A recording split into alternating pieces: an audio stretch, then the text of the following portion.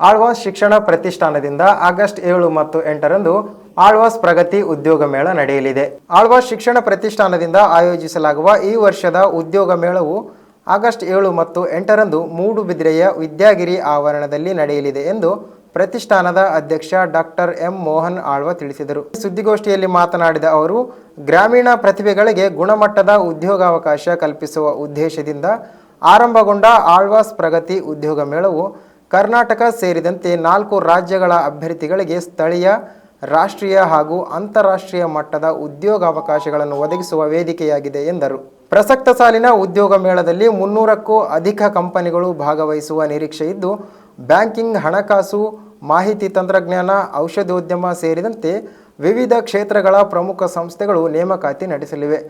ವೈದ್ಯಕೀಯ ಹಾಗೂ paramedical, engineering, ಕಲಾ, ವಾಣಿಜ್ಯ ನಿರ್ವಹಣೆ, ವಿಜ್ಞಾನ, ನರ್ಸಿಂಗ್, ITI, ಡಿಪ್ಲೊಮಾ, ಕೌಶಲ್ಯಾಧಾರಿತ ವೃತ್ತಿಗಳು ಮತ್ತು PUC, SSLC ಹಾಗೂ ಇತರ ವಿದ್ಯಾರ್ಹತೆ ಹೊಂದಿರುವ ಅಭ್ಯರ್ಥಿಗಳಿಗೂ ಉದ್ಯೋಗಾವಕಾಶ ಲಭ್ಯವಿದೆ ಎಂದು ಹೇಳಿದರು.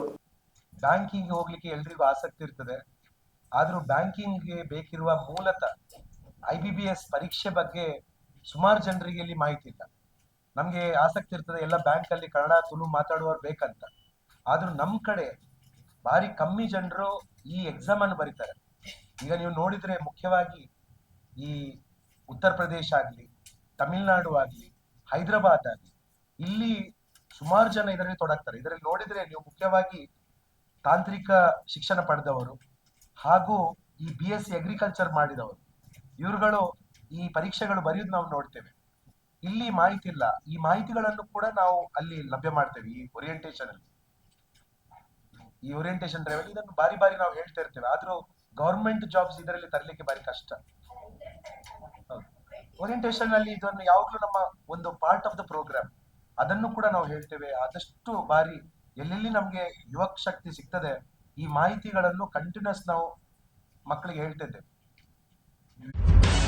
ನಿಖರ ಸುದ್ದಿ, ಸದಭಿರುಚಿಯ ಕಾರ್ಯಕ್ರಮ. ನೀವು ನೋಡ್ತಾ ಇದ್ದೀರಾ ಕಹಳೆ ನ್ಯೂಸ್, ಸಮಾಜದ ಜಾಗೃತಿಗಾಗಿ ವಸ್ತುನಿಷ್ಠ ವರದಿ.